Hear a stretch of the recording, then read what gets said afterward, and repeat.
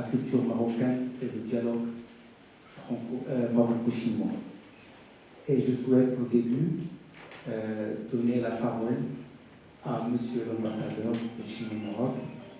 J'ai connu le professeur Alami il y a peut-être en 2015 ou bien 2016 dans la grande forêt de la ville Rovey.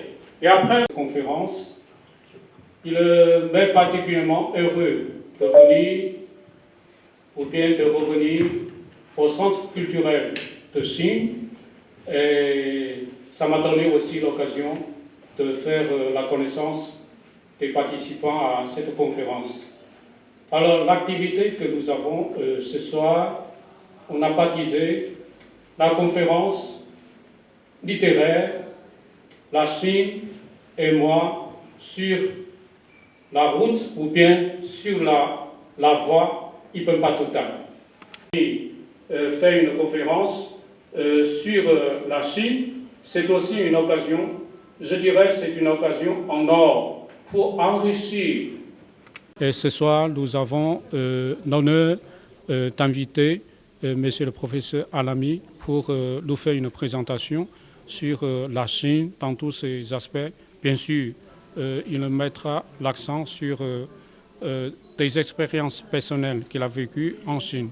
Comme vous le savez sans doute, ces dernières années, nous assistons à une multiplication des contacts humains entre nos deux pays et nous avons une coopération azimut dans presque tous les domaines. J'aimerais insister sur l'investissement chinois, sur l'industrie automobile, sur l'énergie renouvelable et aussi sur le textile. Bien sûr, le Centre culturel de Chine a comme fonction principale de faire des échanges culturels entre nos deux pays, ceci pour une meilleure compréhension entre les deux peuples et aussi avec une intensification de la coopération entre les deux pays. Et il y a un nombre croissant des Marocains, surtout des intellectuels, des universitaires, des chercheurs qui ont commencé à s'intéresser à la Chine. Alors il faut des Marocains ayant une connaissance approfondie de la Chine et qui puissent nous faire une bonne communication sur la Chine. Alors, à ma connaissance, jusqu'à présent, il y a pas mal de personnages marocains qui ont écrit sur la Chine. Alors, on peut commencer par Ibn Battuta. Au XIVe siècle, il a voyagé en Chine. Il a écrit des récits sur la Chine et ces récits ont été traduits en chinois par une maison d'édition de Chine. Et aussi, nous avons l'ancien ministre des Finances, M. Wan Alou, qui a sorti un livre qui s'appelle « La Chine avec nous ». Ce livre a été primé en 2018 en Chine. Alors, j'aimerais dire qu'il y a aussi le directeur du journal du USFP, M. Chamari, qui a rédigé aussi un livre qui s'appelle « Aller en Chine, retour du futur ». Alors, dans ma traduction, je dirais que c'est un livre d'innovation sur la Chine. Même tout récemment, le président de l'association des amitiés Maroc-Chine, qui a écrit aussi un livre qui s'appelle « C'est ainsi que nous avons connu la Chine ». Et aussi l'influenceuse numérique, la chanteuse marocaine Dina Hotmeni. Elle a sorti aussi un livre qui s'appelle « La Chine, c'est aussi mon pays natal ». Voilà, avec le professeur Alami, qui a écrit 3 livres sur la Chine. Le premier livre qui s'appelle La Chine vue de l'intérieur. Deuxième livre, La Chine s'envole. Troisième livre, Murmure au musée de Hainan. Donc, avec tous ces Marocains qui ont fait une bonne présentation sur la Chine, je pense que c'est très utile pour des Marocains qui s'intéressent à la Chine. Bien sûr, avec l'organisation de cette activité au Centre culturel de Chine, le Centre culturel de Chine pourra enrichir sa programmation du centre. Donc, je dirais que le meilleur moyen vraiment de se comprendre entre le peuple chinois et le peuple marocain, c'est à travers des activités culturelles les activités culturelles constituent un pont de compréhension entre les deux peuples. Désormais, je pense que le Centre culturel de Chine enrichira davantage sa programmation. On pourra organiser beaucoup d'activités à caractère économique, social, même culturel. Donc le professeur Alami, comme il a passé presque au total 6 ans en Chine, donc c'est la personne appropriée de nous faire vraiment connaître la Chine au Maroc. Bon, enfin, je dirais que la Chine et le Maroc, nous sommes tous partisans de la diversité, de la culture, des cultures, des civilisations.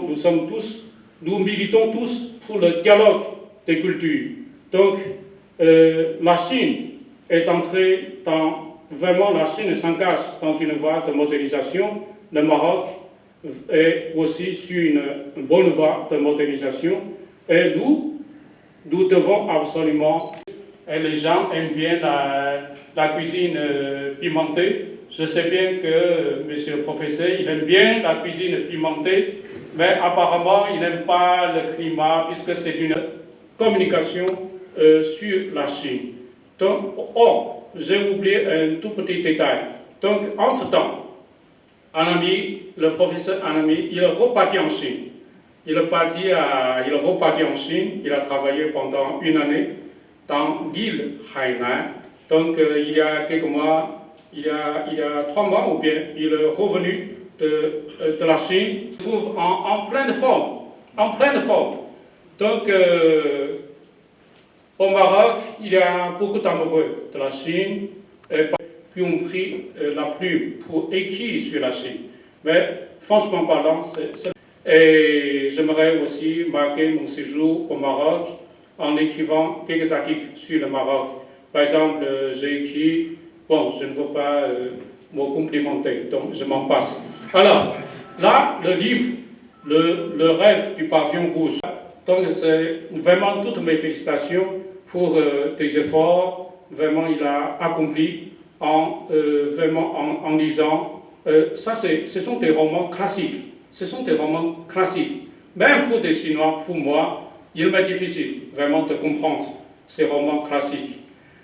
En tout cas, merci à la participation à cette conférence littéraire, à tous nos amis marocains.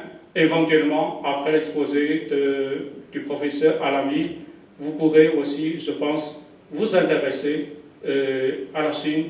Mais des fois, c'est par, je ne sais pas, c'est par un racisme. Plusieurs domaines, il a traduit plusieurs romans, il a traduit de l'allemand vers l'arabe, de l'arabe vers l'allemand, de l'allemand vers le français. Oui. Mais, c'est ce que j'allais dire, mais son amour pour les langues, pour le dialogue multiculturel, pour la diversité culturelle, pour la... Au Maroc, si par exemple on parle de 100 ou de 40 traductions de livres, on se dit, mais vraiment, ce type-là, il nous raconte des balivernes. C'est pas vrai, c'est pas réel.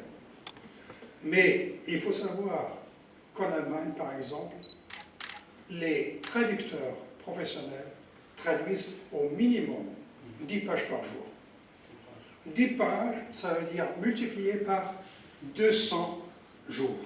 Ça fait 2000. 2000 divisé par, disons,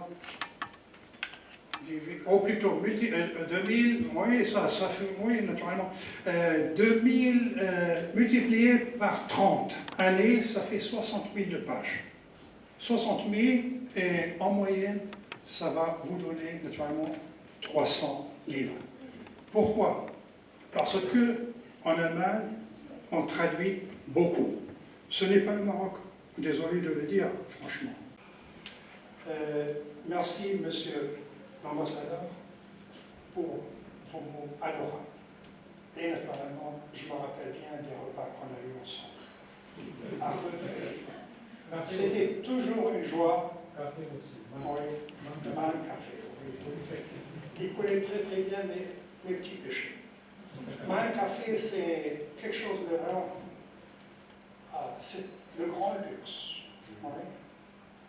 les cafés, il faut les voir en Chine. الكتب كتبت جوج ديال الكتوبة بالأخص يعني باللغة الألمانية، لأن أنا التكوين ديالي يعني الأدب الألماني الحديث، وكتاب هي متابة أشعار، والحمد لله ما راهم ماشيين. كتبت يعني الأول في 2017، الثاني 2018، والثالث يعني المولود الجديد في 2024. ايوا الصين صراحة أنا من 95 وأنا كنعرف الصين. كنت مشيت لأول مرة في 95 للصين، وكنت معجب يعني بالصين، بالثقافة، بالأكل، بالطبخ. ايوا وقلت يعني إن شاء الله واحد النهار غادي نرجع. وكانت واحد الفرصة في 2014 ومشيت للصين ودرست تما في الجامعات الصينية. لا تنسوا الاشتراك بالقناة وتفعيل زر الجرس ليصلكم كل جديد. الحدث بريس، الجرأة والمصداقية قبل الخبر.